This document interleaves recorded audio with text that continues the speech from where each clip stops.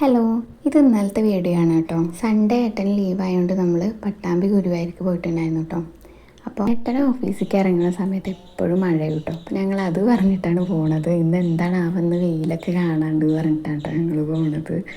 സൺഡേസിലാണ് കേട്ടോ ഞങ്ങളിങ്ങനെ അമ്പലങ്ങളിലേക്കൊക്കെ പോവുക. കാരണം ഏട്ടന് സൺഡേ മാത്രമേ ലീവ് ഉണ്ടാവാറുള്ളൂ. അപ്പോൾ ഇന്ന് കുറേ അമ്പലങ്ങളിലേക്കൊക്കെ പോകണം എന്നൊക്കെ വിചാരിച്ചതാണ്, പക്ഷേ ടൈം ഉണ്ടായില്ല. കുളത്തിൻ്റെ അവിടെ എത്തിയപ്പോൾ ഞാൻ കുളത്തിൻ്റെ കുറച്ച് വീഡിയോസൊക്കെ എടുത്തിട്ടുണ്ടായിരുന്നു. നല്ല രസമുണ്ടായിരുന്നു കേട്ടോ ഈ ഒരു ടൈമിൽ കുളമൊക്കെ കാണാൻ. എന്നെപ്പോലെ വല്ലപ്പോഴും അമ്പലത്തിൽ പോകുന്നവരുണ്ടെങ്കിൽ ഒന്ന് കമൻറ്റ് ചെയ്യണേ.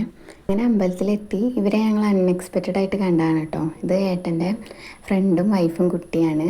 ലിമെൻറ്റിൽ പഠിക്കുമ്പോഴുള്ള കമ്പനിയാണ് കേട്ടോ. അപ്പോൾ ഇവരെന്നെ ഇവിടെ നിന്ന് അൺഎക്സ്പെക്റ്റഡ് ആയിട്ട് കണ്ടതാണ്. ഞങ്ങൾ ചെന്ന ആ ടൈമിൽ തന്നെ കറക്റ്റ് ടൈമിൽ തന്നെ അവരെയും കണ്ടിട്ടും അപ്പോൾ അമ്പലത്തേക്ക് പോകൊണ്ട് അവരെയും കാണാറായി. പിന്നെ ഏട്ടന്മാർ വഴിപാടിന് റെസീറ്റാക്കാൻ പോയപ്പോൾ ഞങ്ങളിവിടെ അവരെ വെയിറ്റ് ചെയ്ത് നിൽക്കായിരുന്നു കേട്ടോ.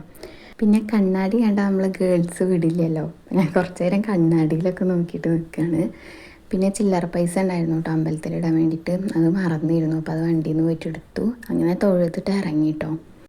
ഇവളെ രണ്ടാമത്തെ വട്ടാണ് കേട്ടോ കാണുന്നത്. പക്ഷെ ഫസ്റ്റ് കണ്ട ടൈമിൽ ഇവളിൻ്റെ അടുത്തേക്ക് വരികയൊക്കെ ചെയ്തു. ഇന്നാൾ കുറച്ച് ഗൗരവത്തിലാണ് കേട്ടോ. അത് പറഞ്ഞ് നിൽക്കായിരുന്നു കേട്ടോ ഞങ്ങൾ. ആൾ നോക്കുന്നുണ്ട്, പക്ഷെ അടുത്തേക്കൊന്നും വരണമെന്നും ഉണ്ടായിരുന്നില്ല. പിന്നെ ഏട്ടൻ്റെ അടുത്ത് വേഗം കമ്പനിയായിട്ടോ. കുട്ടികളെ ഒക്കെ ഏട്ടൻ്റെ അടുത്ത് വേഗം കമ്പനിയാവും. പിന്നെ ഞങ്ങൾ അവിടെ ആനക്കോട്ടയിൽ പോയി. അവിടെ ആനയൊക്കെ ഉണ്ടായിരുന്നു.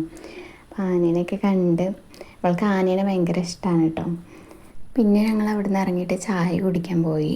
അൺഎക്സ്പെക്റ്റഡ് ആയിട്ട് കണ്ട കാര്യം ഇങ്ങനെ പറഞ്ഞ് നിൽക്കായിരുന്നു കേട്ടോ ഞങ്ങൾ.